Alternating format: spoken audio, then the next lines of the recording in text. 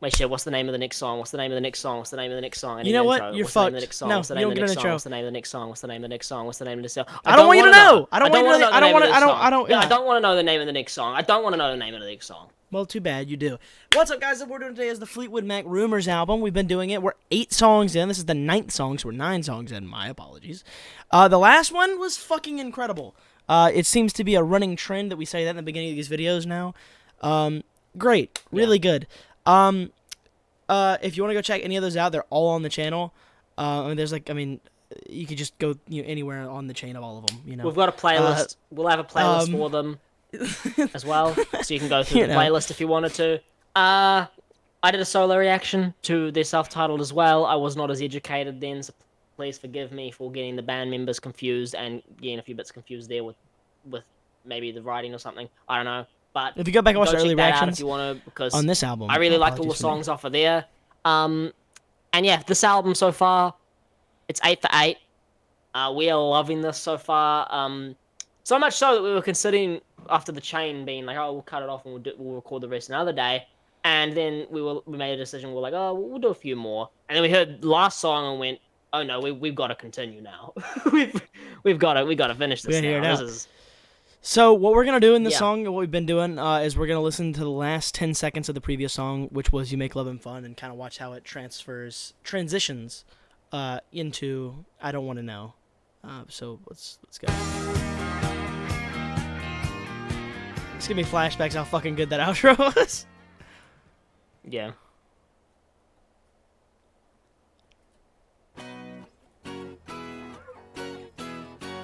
Okay. Very different sounding. This one was written by Stevie Nicks.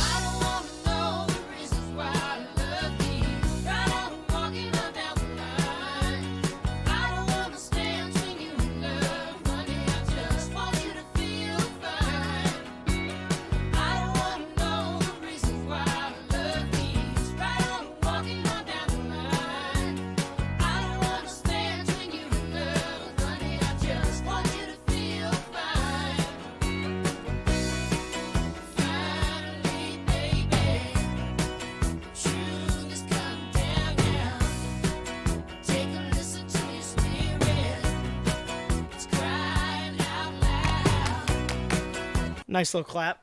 Like the claps, yeah. It sounds like they're it sounds like the song is a song of acceptance, and also it sounds like you're letting know somebody you're no longer with. It kind of sounds like you're letting know that you want them to be happy. That's what I'm getting out of this. Yeah. That's what I'm hearing here. And I mean, yeah. We just saw actually a clip as well of the fact that they still played together long after their relationship was over. Like, yeah. That must have been like, I don't know how you do that. Like, how the fuck do you go on? Yeah, that's crazy. How do you love each other in, like, your 20s? And then, like, well, evidently they didn't love each other, because if you don't love me now, then you're never gonna love me again. So they explained why on the chain. They said, if you don't love me now, you're never gonna love me again. So technically, they didn't love each other, I guess. They just liked each other.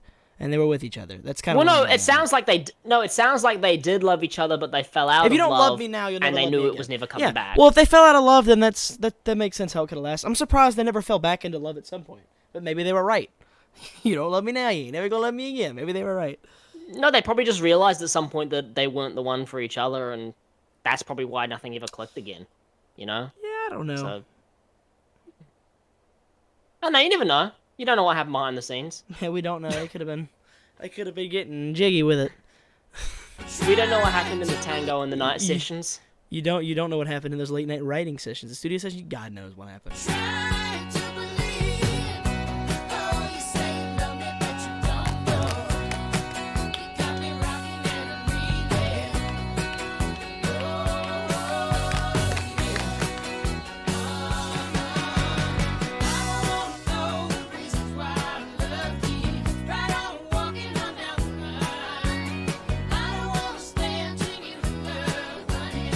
Loving the rhythm of this.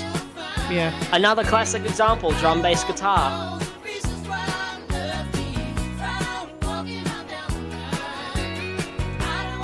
As I'm...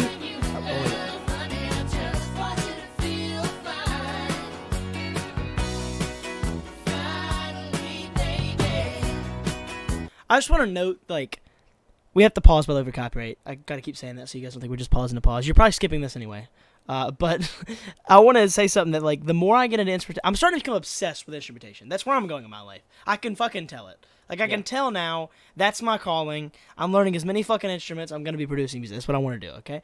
I don't know if that's going to be my job, but it's what I want to do. All right? Which means the thing I'm starting to realize, by the way, is how much it helps, like, how important bass is and how much of, like, a song you can get started just by a good bass line. Like, if you can just get a basic, good bass line, that's the best way to get a feel for how you're going to write a song. Like, it's probably the easiest. I could be wrong. I think it's probably the easiest one to structure shit around. Probably have a good bass line, then you do the rest around the bass line. I guess you can start from anywhere out. Typically, if you think of, like, how you layer a song, you'd think you'd probably start with the bass line, right? And then once you got the bass line, you add in the drums. Once you got the drums, you add in the guitar line. You know, that seems like the order of how things would go there. I'm sure everybody has their own orders. You'd add in the piano line firsthand. But you'd always start with your drum and bass, you know? I mean, you'd always start with the drum and bass. I'm not sure. Get that rhythm going. If anybody down below knows or has been in a band, like, let us know your experience and how you did it. Or if you're just a regular person, you just happen to play a bunch of instruments, like, let us know. Or if you just know, let us know. So, yeah, the moral of the story is let us know.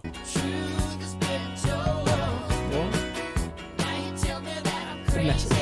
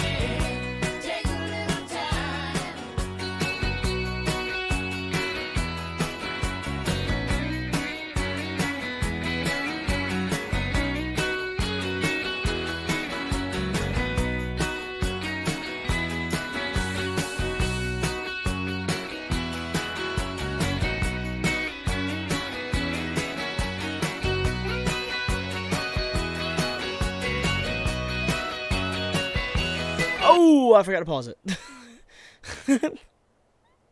I got so distracted, I forgot to pause it. I think it's only been a minute. It's been more than a minute.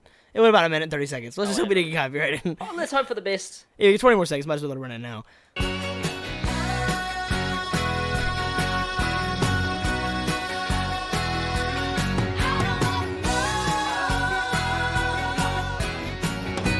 The vocal sounds great. The instrumentation sounds Everything about it was great. Great ending. Lovely ending ending there. Chef's kiss, beautiful. Yeah, no, terrific again. I've got really no complaints again. It's just great. It actually, like, in the lyrics there when it's talking about saying you love me or whatever, it reminds me of the song "Say You Love Me" off of their self-titled a little bit.